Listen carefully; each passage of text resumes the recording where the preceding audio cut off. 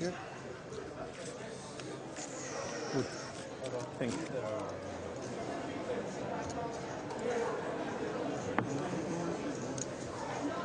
Olin. Sherwood's gone all in here. Small blind, I think, over the button raise. What do you make of this, Dan? 75, 60, What do you need to do this with? Or, as you said, he's got to make a play based on chips. Yeah. Well, yeah, but he may be he may be making use of the fact that Keith Hawkins was reminding Sherwood of the last survivor thing, and Sherwood may be trying to turn that to his own advantage here. Absolutely. And that, you know, letting Freeman know that he's still in contention for the last survivor, and he's certainly representing a stronger hand than he's got in the circumstances. And remember, he checked out Donovan's stack just a little while ago and probably was unhappy to see what Donovan had. Still pretty gutsy play. Yeah, I mean, you can see a lot of guys. It kind of gave him the freedom to make that move, didn't he? Which would be yes, I agree. Which would be routine enough if there wasn't the last survivor. The outer tables, Whelan, so sole survivor, has 80,000. Sherwood on 230 or so, and Donovan on 589. 10,000. I'd say one of the amazing things about this prize is that there's no prize for second. It's a real.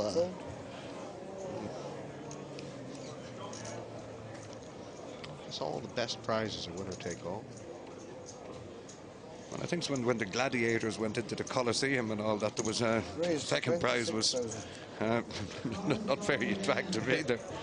I think, wasn't it Mike Caro, Dan, who sort of came out with this, remember he came out with this sort of idea that he thought all tournaments should become winner take all. And, you know, didn't go very far. Do you remember that? It was a couple of years ago. Well, it'd get the numbers down a little.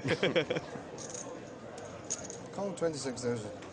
I'm against winner take all in tournaments because, quite frankly, when you have a prize distribution, it causes players to misplay hands and to be going for like 8th place or 7th place or something when they should be going for first. Well, you might only get 3 stops on the tour if it was winner take all. Well, that's why the tour directors like the prize distribution. Ben's raised. James has called. Now, you know, we've seen Ben raise in a similar position before and James re-raise. Obviously.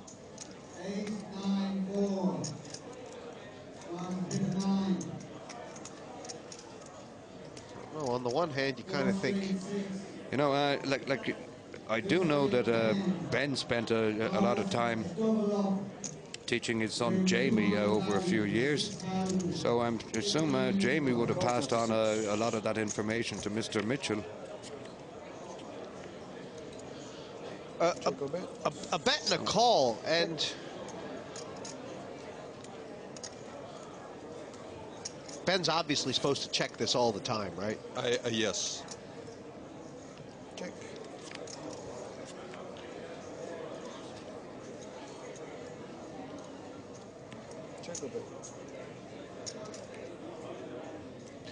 It kind of feels like James is really excited to play a big pot with Ben. Well, James might feel that he's got more than enough to check.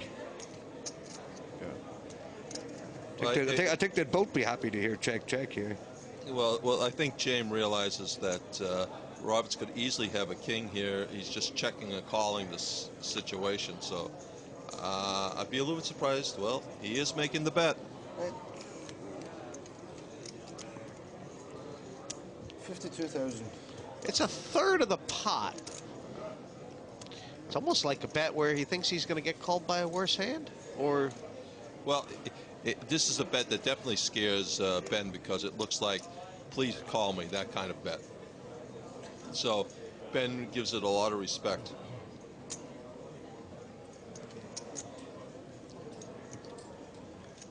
It's about, you know. I think he'll give it a lot of respect and then call it. Yeah, but it's just over 10% of Ben's stack. I mean, it's not.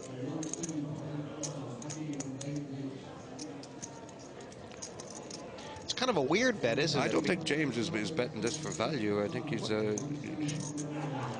This is It's puzzling, isn't it? This is a definitely puzzling bet. If he thinks this is a value bet against Ben, he's crazy. Right. Because there is no hand that Ben's going to call that loses to his hand. Fold. Wow. Yeah, he doesn't realize he bluffed Ben on, and here's what makes the bet so bad. He definitely has to put on Ben, for it to be a bluff, he has to put Ben on tens, jacks, or queens. Right. Yeah, right. And think he's going to make him fold that bet. Because there's no other hand that's folding.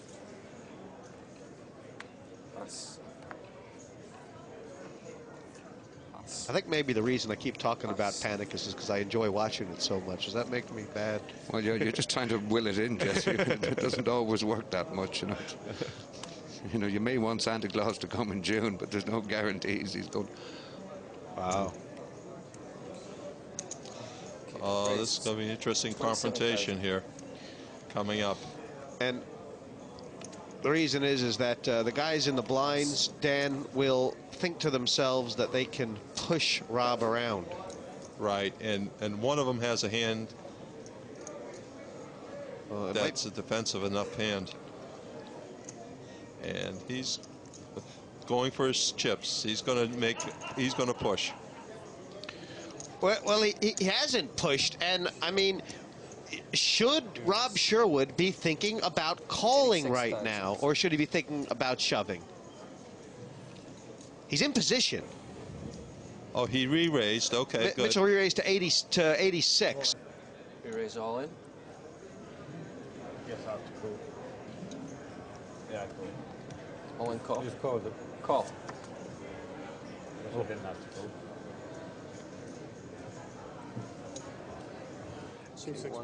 Massive for Sherwood, and I mean, 50. did Mitchell was he priced in here? Park, do you think he did this kind of? No, I don't think he was in the circumstances. But Sherwood thought he was. Mitchell thought he was. That's all that really matters. Oh wow! Well, this could be. This is about one of the better flops for Mitchell, up to 24% now, Parg. Wow. And there's two aces. There's a whole load of nines. Only 1-9 passed. And the aces hold. Rob Sherwood. 261, yeah. He was waiting. He was waiting. He was patient. It's all paid off. And 150. Mitchell will be down to about 800K. I mean, has he made a crucial mistake? Well, look at the other sole survivors. This is Maurice Wellen, who's on about 170,000.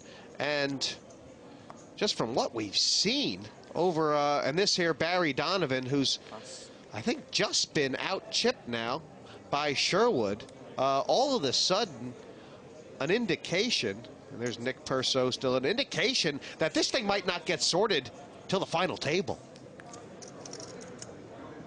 How is this going to affect not just the sole survivor, guys, but the dynamic at this table now? Does Sherwood have the chips to start to play a different strategy? Well, I don't think he should. I think the strategy he's using is working pretty good so far. Fryman's made this 26. Raise. Ben's announced the re-raise. And Fryman is on 41 more. 15M or so. Maybe a bit more like 14. 68,000 total. The re-raise is The Camel's gone all in. It's a re-raise all I in. don't know what he's got, but he's not going to be happy. He's got kings. Oh gosh, oh that's a shame. Freeman is much easier for him now. It's a no-brainer decision for Freeman. I think you ran into it. He's gotten all this way and is. Called, yeah. Oh, All in called. what the hell?